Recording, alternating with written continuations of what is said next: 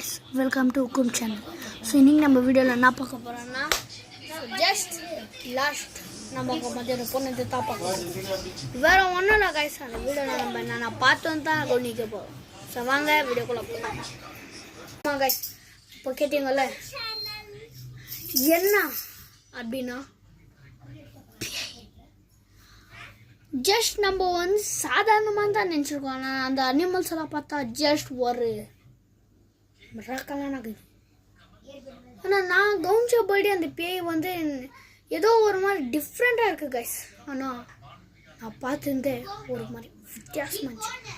So இன்றைக்கி நம்ம அந்த பேய் பற்றி கவனிச்சதுக்கு என்ன வந்துச்சு ஏது வந்துச்சு ஸோ அதெல்லாம் எதுவுமே இடிக்கல கைஸ்.